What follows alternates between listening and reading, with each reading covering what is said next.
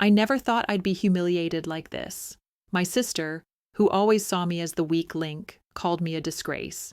Then my husband greeted her as ma'am and dropped our $3.1 million bombshell, all in front of the entire family. Before we continue, let me know in the comments where you're watching from. I honestly love reading each one. And don't forget to like and subscribe. Now, enjoy the story. I'm Anna, 32 years old, living in a quiet suburban neighborhood just outside Atlanta. I'm an elementary school teacher, and I'll be honest, it's not the job that makes you rich, but it's rewarding in its own way. The kids, their smiles, it's what gets me through the days. At home, I live with my husband, Peter. He's 35, quiet, but successful. A finance guy who knows how to play the game. We've been married for 6 years. No fireworks, but it's comfortable. That's what I thought, at least. Then there's my sister, Emma. Emma. She's younger, but always seems to have everything together. Perfect hair, perfect job, always dressed in the latest designer clothes. And me? I've spent most of my life trying to match her energy and failing every time. She's the one everyone admires, everyone but me. She's beautiful, confident, and sharp, always making me feel like I'm falling short.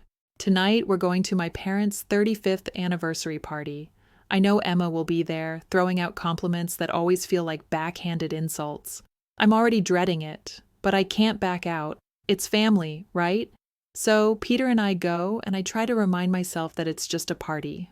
A couple of hours, that's all. We walk into my parents' house. The smell of dinner lingers in the air. Everyone's gathered around the table, laughing, chatting. I sit at the far end, trying to stay out of the way, not wanting to draw too much attention. And then Emma walks in. Of course she does. Looking perfect as usual, with that sharp smile that never quite reaches her eyes. She sits next to me and starts chatting away. "You still teaching those kids, Anna? Bet you're such a role model for them," she says, her voice dripping with something I can't quite place. I just nod, giving her a tight smile. Peter sitting across from me hasn't said much. But then, out of nowhere, Emma turns to him and says, "So, Peter, how's business? Still keeping Anna in the little life she's built?" I freeze. She didn't just say that. Peter looks at her for a moment, his brow furrowing. Then he straightens up, clearing his throat. "Yes, ma'am," he says. Ma'am? Did he just call her ma'am? I blink. What is going on? Peter never talks like that, especially to my sister. She's his sister-in-law, not some stranger. Before I can say anything, Peter drops the bombshell. "Actually, Emma," he says, leaning back in his chair, "we've sold our house, bought a new one, a $3.1 million one." Silence. Pure silence. My chest tightens and I feel the world around me go numb. $3.1 million. My heart skips. Did I hear that right? I glance over at Emma. Her face is frozen, just like mine. This isn't real. It can't be. I turn to Peter, wanting to say something, anything, but my mouth is dry. I'm on the verge of losing control. What are you talking about?" I finally manage to whisper. Peter looks at me, his expression unreadable. "It's a fresh start, Anna. For us." "For us?" I'm not sure what's happening anymore, but I feel like everything's spinning out of control. Emma just sits there, staring at us, her lips curling into a half smile, like she knows something I don't. Before I can gather my thoughts, my mother's voice interrupts the moment. "Anna, dear, come help with the cake," she says. I look at her, then back at Peter, who's just sitting there. I feel like I'm about to break. But I can't. Not yet. Not with everyone watching. I stand up, trying to force a smile, but my mind? It's miles away. The party ends early. Everyone filters out of my parents' house. The air feels thick, heavy with unspoken words. I can barely look at Peter. I don't even know what to think anymore. My stomach's in knots, and all I want is to get home and crawl into bed. But Peter follows me upstairs, his footsteps echoing behind me like the sound of a ticking clock. I get to the bedroom and close the door behind me, shutting out the world. I sit down on the edge of the bed, trying to make sense of what just happened. I can still hear Peter's voice in my head. A $3.1 million house. I run my hands through my hair and let out a deep breath, but it doesn't help. Nothing helps. My thoughts keep crashing into each other. Peter knocks gently on the door. Anna, can we talk? I look up, my eyes burning. I want to scream, but I don't. Instead, I walk over to the door and open it. Peter's standing there looking unsure. His hands are in his pockets, his face tight. Anna, I didn't mean to make things weird tonight, he says quietly. I feel the anger bubbling up inside me. Weird? I repeat. You didn't just make things weird, Peter. You made me feel like I was invisible, like I didn't matter. You sat there, like nothing was wrong, and you told everyone about this. This house. A $3.1 million house. My voice shakes, but I don't care. Peter looks down, his shoulders slumping. I'm sorry, I didn't mean to embarrass you. I thought this would be a good thing. A way for us to start fresh, you know? After everything. After everything? I snap. What everything? You never told me anything. You didn't even trust me enough to talk to me before all this. My heart is pounding. My head feels like it's going to explode. I want to push him away, but I stay rooted to the spot, forcing myself to listen. Peter takes a deep breath, his voice low. We've been planning this for months, Anna. The house, the move, it's all part of a bigger plan. A fresh start for us. He says it like it's simple, like I'm supposed to understand. A fresh start, I ask, my voice cracking. From what? From me? From us? He doesn't answer right away. He just stands there looking at me, his eyes full of something I can't quite read. I wanted to tell you, he says after a pause, but things got complicated. Complicated? I repeat, feeling the cold wash over me. What does that even mean, Peter? What's going on? Peter doesn't speak for a moment. I can feel the weight of his silence pressing down on me. I wait for him to explain, to tell me that everything is fine, that everything will be okay, but it's like he can't find the words. Finally, he looks up, his eyes heavy with something I haven't seen in him before. We've been in some deeper investments lately, he says, his voice tight. The house? It's part of the plan, but it's not just about the house, Anna. It's about moving forward, and we need to get ahead. We need to... Peter, I interrupt him, my voice shaking. You need to stop with all this vague stuff. What are you not telling me? Peter closes his eyes, running a hand over his face. I can't explain it all right now, he says quietly, but we're in a good place. I promise. A good place? I can barely keep it together as I stare at him. I want to scream, to ask why he's kept all this from me, but all I can do is stand there, feeling like the ground beneath me is crumbling. I know that something's off. I feel it deep in my bones. Before I can say anything else, Peter turns and walks out of the room, leaving me standing there alone. I don't know what to do, what to think. I've spent my life feeling like I'm not enough, but this is different. This feels like a betrayal, and I don't know if I can handle it. The next few days drag on like I'm stuck in a fog.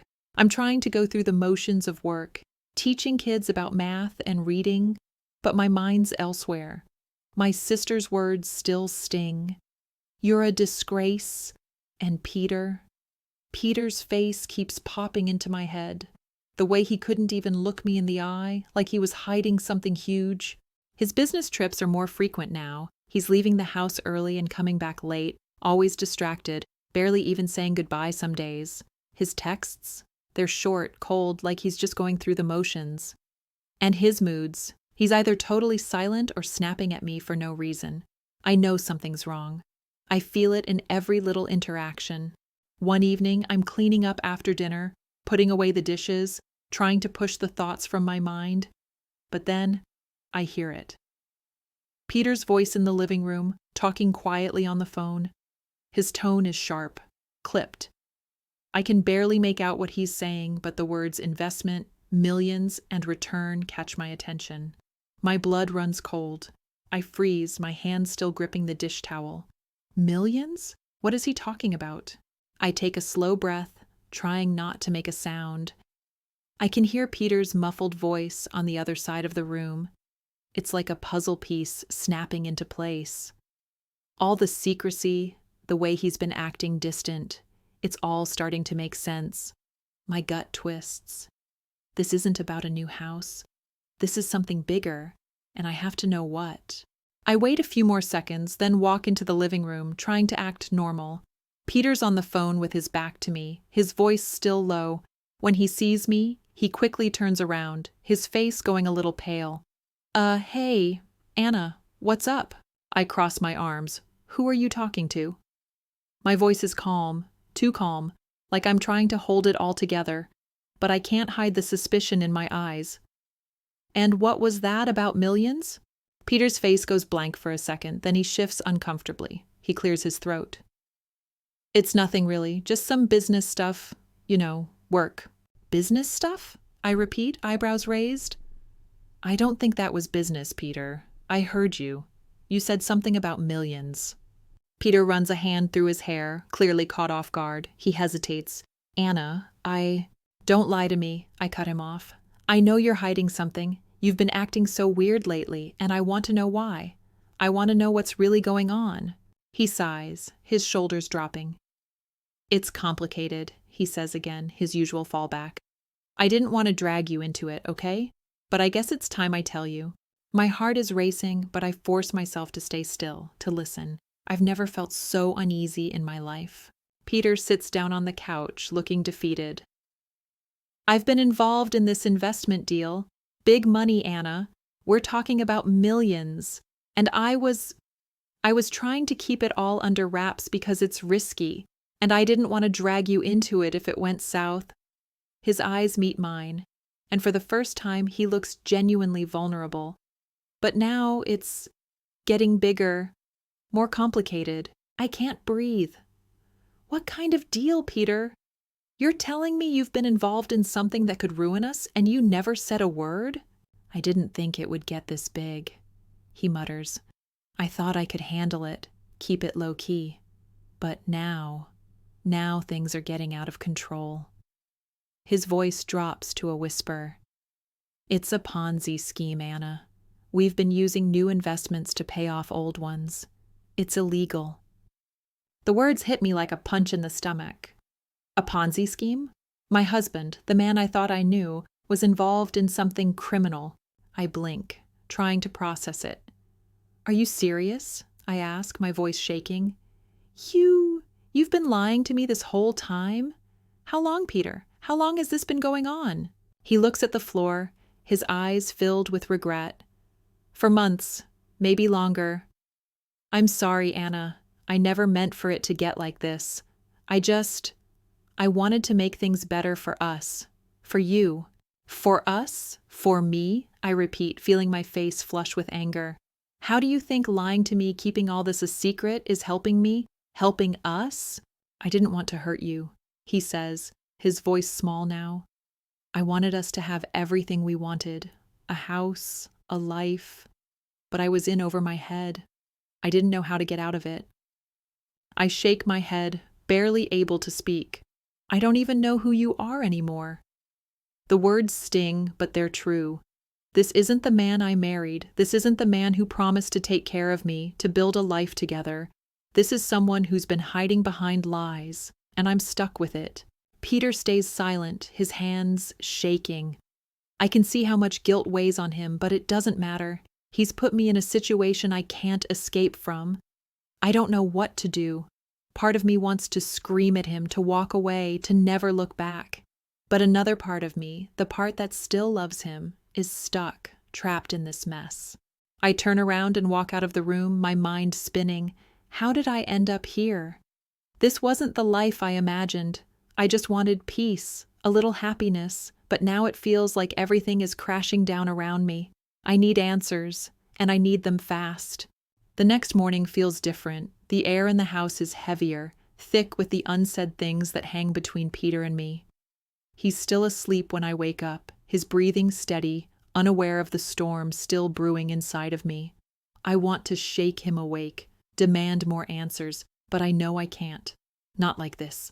I can't handle another fight, another round of his weak excuses. I get dressed, make my coffee, but it all feels like I'm just going through the motions. The truth, Peter's truth, is still rattling inside my head like a bad song stuck on repeat. A Ponzi scheme? I can't even wrap my head around it. How did we get here? How did he let things get this far? By the time Peter walks into the kitchen, I've already decided I'm done with the silence. I need to hear everything, all of it. I need to know how deep this goes. Anna, I'm sorry, Peter says before I even have a chance to speak. His voice is rough, like he's been up all night fighting his own demons. I know I've messed up, but I'm trying to fix it. I really am. I put my coffee cup down with a thud. Fix it? How do you fix a Ponzi scheme, Peter? How do you fix a lie this big? I'm shaking now, the anger bubbling up again. You've been lying to me for months. You've been lying to everyone, and now we're in this mess, and I have no idea how to get out of it, do you? His eyes drop to the floor. No, I don't know how to fix it yet, but I will. I swear. I just need time. He runs a hand through his hair. I've already contacted a lawyer. There's a plan to make restitution, pay back the investors we've hurt. We're not getting away with this, Anna. It's going to be ugly, but I'll do everything I can to make things right. I stare at him, unsure of how to react. I want to scream, to slap him for what he's done, but something in his face stops me. He looks so lost, so defeated. I don't know if I can trust him, but part of me wants to believe that maybe he's telling the truth now. Maybe he really is trying to fix this mess. What happens if we can't pay them back? I ask, my voice shaking. What happens if we lose everything, Peter? The house, the money, our whole life gone? And what about me? What about us? He takes a deep breath, his face pale. I've been thinking about that too. I don't know what's going to happen yet. I don't know how much of this we can fix. He looks at me with wide, desperate eyes. But I'm not going to let you lose everything, Anna. I won't let that happen. I'm silent for a moment, just trying to process what he's saying. But it doesn't feel real. It doesn't feel like something that can be fixed just because he says he wants to. The damage is done. And deep down, I'm scared. Scared of what's coming. Scared of what my life is going to look like once all this unravels. Just then, the phone rings, cutting through the heavy silence. Peter's eyes flicker to the screen, and I can see his whole body tense. It's the lawyer. I know it's her.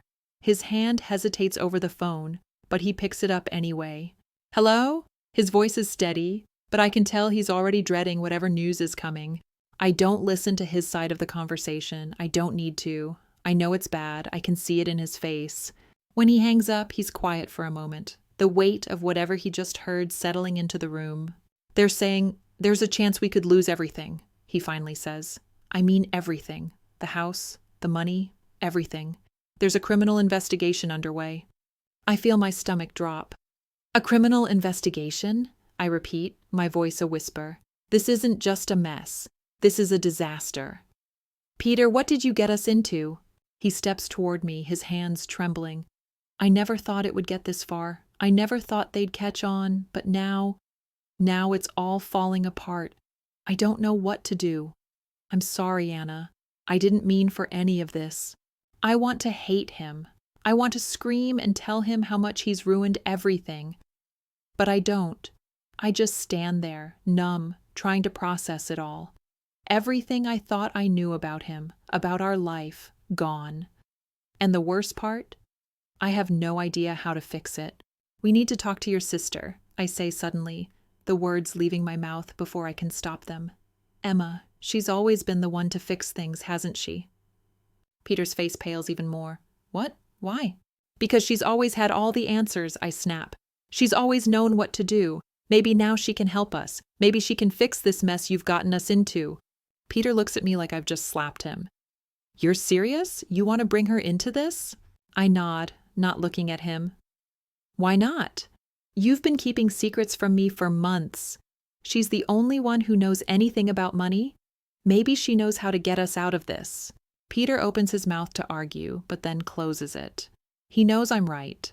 Emma is the one person who always had control, the one person who could make things happen when everyone else was spinning their wheels. But I'm scared. I don't know if I trust her anymore. I don't know if I trust anyone. The next few days feel like a blur. The weight of Peter's confession is suffocating. Every time I try to sleep, I'm haunted by the thought of everything crumbling. My job, my reputation, our future. All of it at risk because of his decisions. I never imagined I'd be here. In my head, I'm still trying to piece things together. I'm angry, devastated, but there's something else too. The guilt. It's eating at me from the inside out. I never thought I'd be in a position where I had to choose between my marriage and everything else I've built. Peter's confession has shattered my trust in him, but there's a deeper issue here. My whole life has been tied to this image of success, and now I'm questioning everything. All those years of comparison to Emma, those feelings of not being good enough, they don't seem to matter now. I feel like a fool, a disgrace, just like she said. It doesn't help that Emma's been blowing up my phone. She calls every day, checking in, but I can feel the judgment in her voice.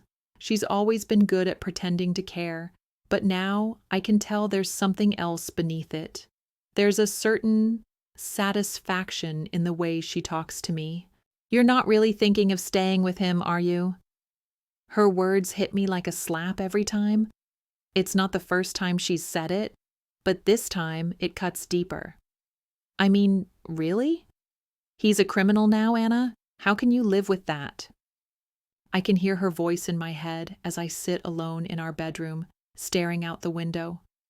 Part of me wants to pick up the phone and tell her everything, get it all out, but I can't. I can't even look at her right now without feeling small. She's always been the one with all the answers, always been the one to make me feel like I was always one step behind. Why is she doing this? I mutter to myself, holding the phone in my hand. Why can't she just let me figure this out?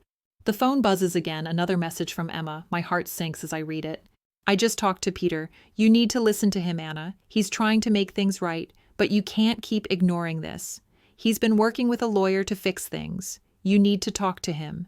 I read it again. She's talking to Peter? How did they get so close? I feel my stomach twist into knots. I don't know if I should trust her. I don't know if I should trust anyone anymore. The truth is, I'm scared. Scared of what will happen if I don't make the right choice. Scared of what Peter's secrets will do to me. Scared of what Emma's expectations will do to me. But most of all, I'm scared that this guilt I feel, the guilt of failing, the guilt of being the weak one, will never go away. It's like a shadow that's always following me. The next day, Peter finally sits me down again. His eyes are red, his voice shaky. He's been trying to get back on track, trying to fix the damage, but I can tell he's just as lost as I am. "I've been thinking about everything," Peter says softly, his hands trembling as he runs them through his hair. "About you, about the house, about the future. I don't know how to fix this, Anna. I don't even know if I can, but I'll do whatever it takes." I want to believe him. I want to trust that he's being sincere, but everything inside of me is screaming that it's too late. The damage is done. He's been lying to me for so long, and now there's no way to fix it. "I don't know if I can do this anymore, Peter," I whisper, my voice barely audible. The tears I've been holding back finally spill over. "I don't know if I can forgive you. I don't even know if I can trust you." He reaches out to touch my arm, but I pull away, feeling the sting of his betrayal all over again. "I understand," he says quietly. "I know I've hurt you. I don't want to lose you, Anna. I can't lose you." But I'm already slipping away. His words feel hollow now, just another round of empty promises. I look at him, and all I see is a man who's lost himself, who's torn our lives apart, and now I'm left picking up the pieces. And then, just when I think it can't get worse, the doorbell rings. It's a sound I've been avoiding all week, a sound that signals everything is about to change. I glance at Peter, and he's already moving toward the door, his face pale. He knows what this is. He knows it's time to face the music. I stand up, following him into the hallway, and watch as he opens the door. It's not Emma, like I thought it might be. It's his lawyer, Jessica. She's standing there with a man I don't recognize, holding a thick stack of papers in his hands. "Peter," she says, her voice calm but firm, "we need to talk." Peter's face tightens as he nods, stepping back to let her inside. "What's going on?" he asks, his voice tight with anxiety. Jessica doesn't waste any time. "We have a problem. The investigation into the Ponzi scheme is moving faster than we anticipated. The authorities are getting closer, Peter. We need to move quickly if we want to avoid criminal charges. You have two options right now: settlement or facing the full consequences. My heart drops as I listen to her speak. Settlement? What does that even mean? And facing the full consequences? That sounds like jail time to me. I glance at Peter, and I can see the fear in his eyes. "This is it, isn't it?" I whisper, barely able to breathe. "This is the end." He doesn't answer, his eyes glued to the papers Jessica hands him. The tension in the air is thick. Everyone's on edge. I can feel my heart pounding as I watch Peter and his lawyer exchange glances, discussing options that sound more like threats than solutions. My mind races. Everything I've known, everything I've trusted, is crumbling. But then, just as the silence grows unbearable, my phone buzzes. I don't need to look at it to know who it is. Emma, again. I stare at the screen for a moment, almost hoping she'll leave me alone this time, but of course she doesn't. The message is short, but it makes my stomach flip. "Anna, I know you don't want to hear this, but you need to listen to Peter. He's trying to fix everything, and I think you should meet with his lawyer. Trust me, he's making moves to make things right." I stare at the message, unable to believe what I'm reading. Trust Peter? After everything that's happened? And now she's telling me to meet with his lawyer? Something about it doesn't sit right with me. Emma's always been so calculated. She never does anything without an angle. "Do you think I should talk to her?" I ask Peter, my voice shaky. He doesn't answer at first, and I can see the indecision in his eyes. He's been through so much, I can tell. His usual confidence is gone, replaced by a sense of dread that's hard to ignore. "I don't know, Anna. I'm doing everything I can to fix this," he says, his voice thick with emotion. "I just want to make things right." But I can't bring myself to believe him. Not fully. Not yet. So I decide to play along, just to see where this will lead. Maybe Emma's right. Maybe Peter is trying to do the right thing. Or maybe she's just playing her own game. I reply to Emma, agreeing to meet with Peter's lawyer.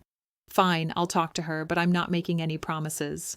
The meeting happens the next day. I'm sitting in the small, dimly lit conference room of a downtown office building, staring at Jessica, Peter's lawyer. She's been quiet, efficient, explaining everything about the restitution and settlement options. But as she talks, I start to feel more confused than ever. The legal stuff is complicated, and I'm just trying to keep up. But then something shifts. There's a soft knock at the door, and before I can even turn to look, Emma walks in. What the hell is she doing here? Her polished appearance is the same as always. Perfectly styled hair, flawless makeup, and that smug expression that somehow manages to annoy the hell out of me every time I see it. But today, there's something different about her. She doesn't have that smug look anymore. Instead, she looks concerned. "Anna," she says, her voice softer than I've ever heard it.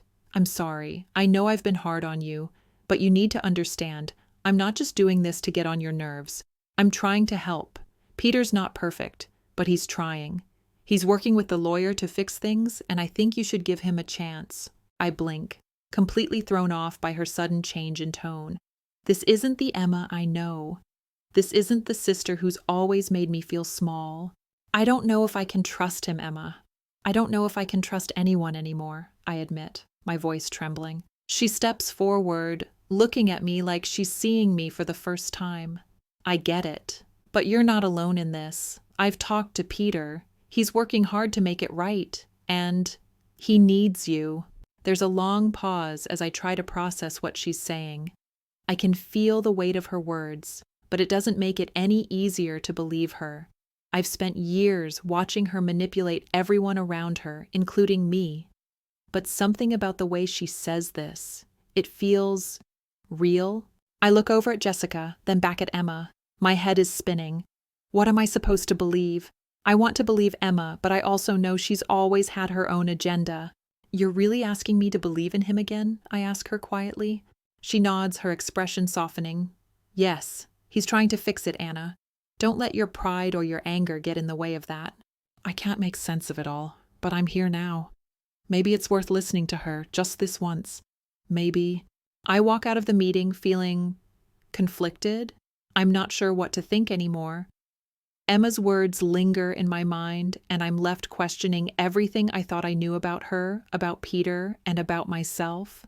As the days pass, I can't shake the feeling that something bigger is at play. Something's shifting, and I don't know if it's for better or worse. All I know is that the road ahead is going to be full of tough decisions. But right now, I have to focus on the next step. I have to decide if I'm ready to trust Peter again. I'm not sure if I'm ready, but the truth is, I don't know if I have a choice anymore. The next day, I sit across from Jessica, Peter's lawyer, in her sleek office. It feels too much like a business meeting, a cold, clinical environment. The chairs are too stiff, the walls too white.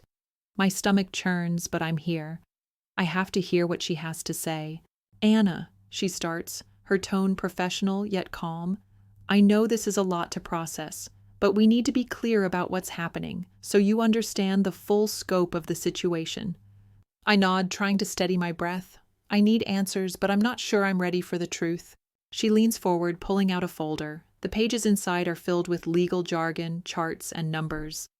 I can't make sense of most of it, but the one thing that stands out is the amount of money, millions. A lot more than I ever imagined. "This is the investment deal Peter got involved in," she says, sliding a few documents in front of me.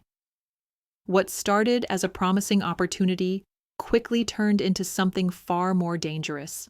It's a Ponzi scheme, Anna. Peter didn't realize the full extent of it until he was already in too deep. My heart skips a beat. A Ponzi scheme? I always thought of Peter as responsible, careful, calculating. But now, this? It's hard to wrap my mind around it. "So, the money, the house," I stammer. "It's all from this scam?" She looks at me, her face hardening slightly. "Yes, the house, the investments. It all came from money that was never his to begin with. It was stolen. But Peter has been cooperating fully with authorities. He's trying to make things right. He's working with the victims to get restitution, to return what was taken." I sit back, feeling like the world is spinning faster than I can keep up.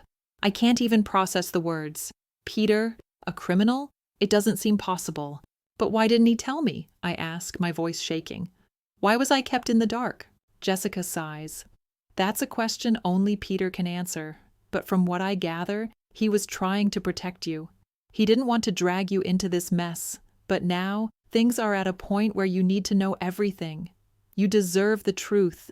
The silence in the room feels like it's suffocating me. I thought I knew Peter, really knew him. But now I don't know who he is anymore. How could he keep something like this from me? How could he hide it for so long? "I don't know if I can stay with him," I whisper, mostly to myself. Jessica's eyes soften for a moment. "Anna, the decision you make will be difficult. But know this, Peter is trying. He's not running from this. He wants to make things right, not just for himself, but for you. But you have to decide if that's something you're willing to accept." I stare at the papers in front of me, the reality of the situation weighing on my chest. Every word Jessica says cuts through me, and yet I'm not sure if I'm ready to make a choice. The house, the money, the lies, everything feels like a tangled mess I don't know how to untangle. "I need time," I say, standing up. "I can't decide this now." As I walk out of the office, I feel like I'm on autopilot. The weight of what I've just learned sinks in. I'm not sure how to process it all. Part of me is furious with Peter. How could he do this to me, to us? But another part of me still wants to believe in him. He's trying to fix it, I remind myself. But is it enough? Can I forgive him? When I get home, the house feels colder than usual. I can hear Peter's voice in the kitchen, but I don't feel the rush of comfort I usually get when I hear him. Instead, I feel like I'm walking into an unfamiliar place. He looks up when I walk in, his eyes immediately searching mine. "Anna," he says softly, "how did it go?" I take a deep breath before speaking. "It's worse than I thought, Peter. You didn't just make a mistake. You were part of something that destroyed people's lives." His face falls, and for a brief moment, I see the weight of the truth hit him. "I know," he says quietly, "and I'm so sorry.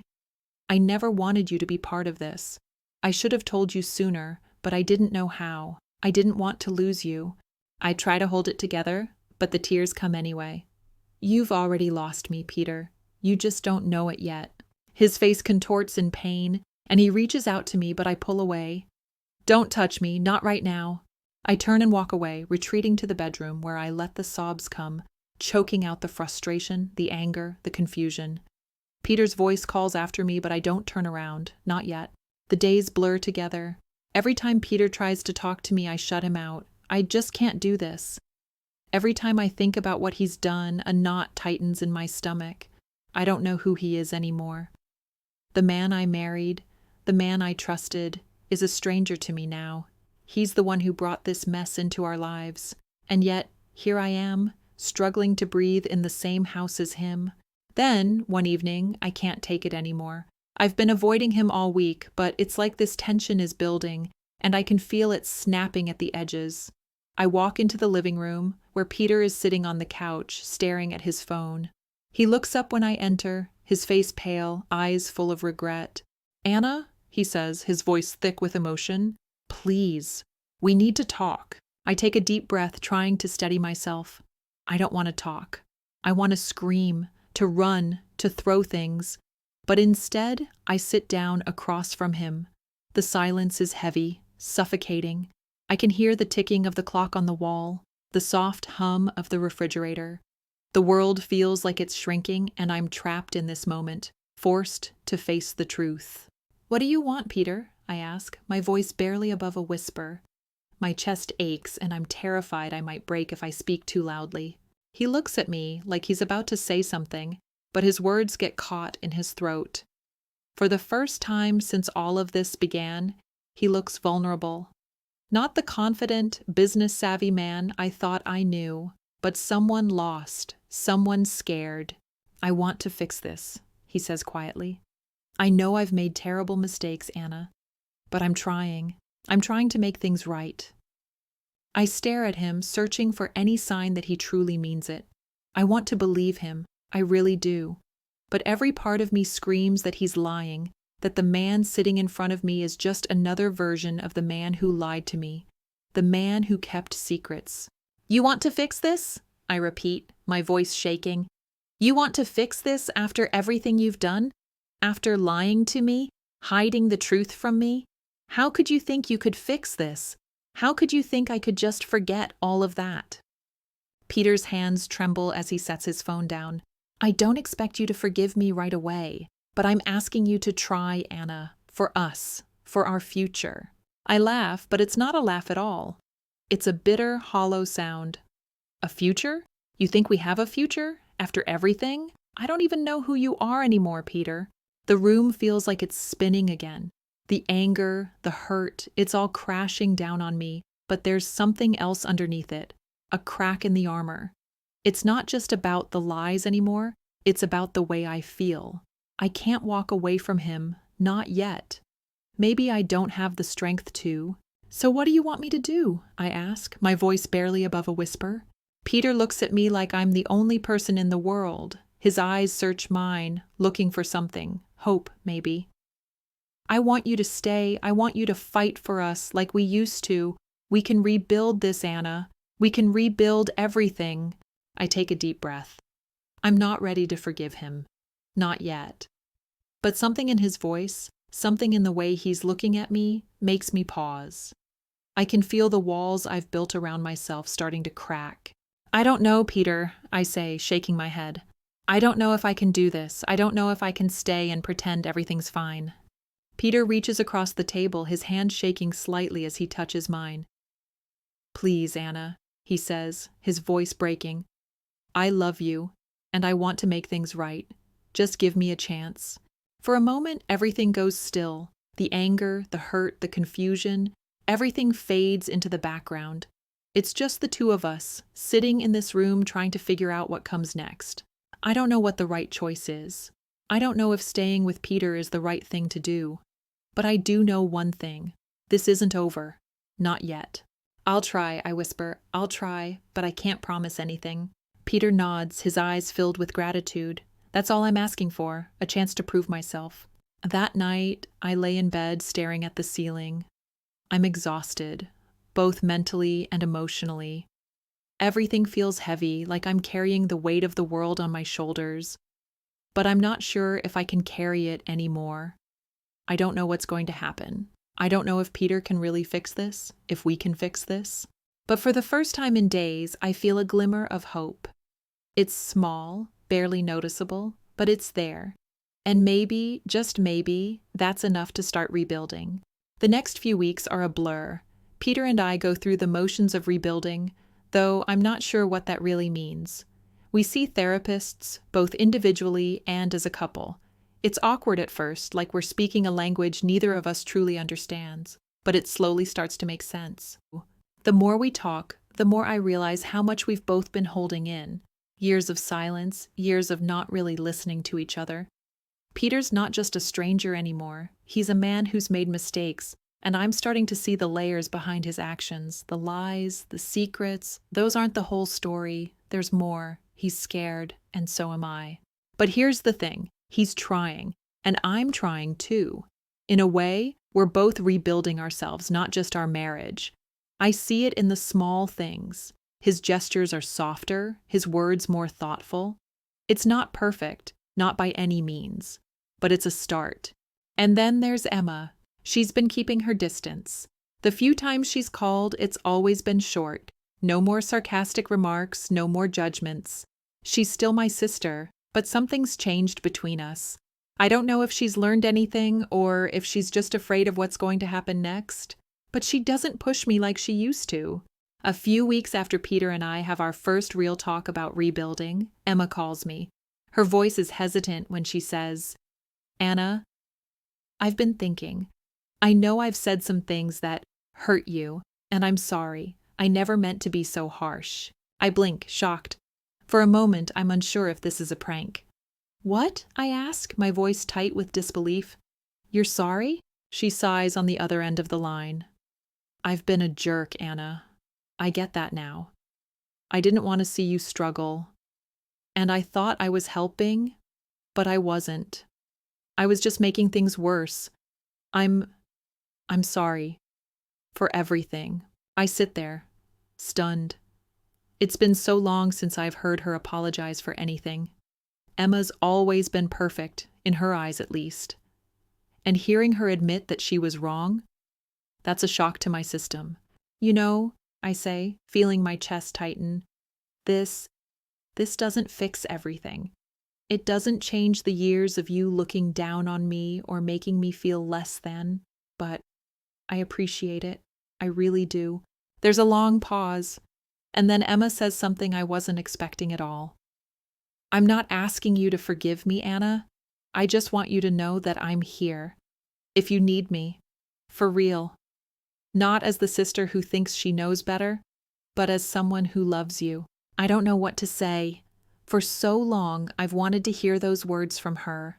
But now that they're here, I'm not sure how to respond. It's like a weight lifts off my shoulders, but another part of me is cautious, like I'm waiting for the other shoe to drop. "I'll think about it," I say quietly, my voice shaky. "But I'm glad you called." "Really?" And just like that, the silence between us is filled with something new. It's not perfect, but it's progress. Peter and I move into our new house, the one he bought with the money he was supposed to be paying back, and it's a mix of emotions. On one hand, it's a symbol of new beginnings, a fresh start. On the other hand, it's a reminder of everything we've been through, the lies, the deceit, the shattered trust. But we're trying to make it work. We're not pretending it's easy, but we're working through it, piece by piece. There are moments when I catch myself smiling at Peter, when I realize that I've forgiven him in a way. Forgiveness doesn't happen all at once. It's a process. And for the first time in a long time, I feel like I'm actually part of the process, not just the one being hurt. The house becomes our sanctuary, not because it's grand or luxurious, but because it's where we're finally facing the truth together. It's where we're rebuilding our trust, our lives, and maybe even our love. Emma visits more, but there's no tension anymore. We're not the same people we used to be. She's different. I'm different. And maybe that's okay. Maybe it's time to let go of the past and start looking forward. A few months later, Peter and I sit on the porch of our new home just like we used to. But now, everything feels different. The world feels like it's finally starting to settle into a new rhythm. It's quiet, peaceful. I never thought we'd make it through this, I say, looking out at the suburban street. I honestly thought it was over. Peter chuckles softly, the sound warm and reassuring. I didn't either, but here we are. We sit in silence, just watching the world go by. It's strange how quickly things change when you stop running from them, when you stop pretending everything is fine. I thought I knew who I was, what I wanted. But now, I see it all differently. Life isn't just about holding on to what you think is perfect. It's about knowing when to let go and when to fight. Peter takes my hand and I squeeze it gently. We don't have all the answers. We never will. But for the first time, I'm okay with that. Maybe that's the first step to truly moving forward. A few months have passed since that night, the night when everything came crashing down, and now everything is quieter, still, calmer. Peter and I have learned a lot in this time. We've learned that the truth can be messy, and that trust, once broken, takes a long time to rebuild. But we've also learned that it's worth it. The work, the conversations, the silence. It's all worth it because we're in this together now. I sit on the porch of our new house, sipping a cup of tea, watching the sun set over the quiet suburban street. There's no chaos anymore, no rushing, just a moment of peace. Peter is beside me, his arm around my shoulders. For the first time in a long time, we're both just present, not worrying about the next step, not worrying about what's broken. Can you believe it? I ask softly, looking out over the street. I mean, everything that happened?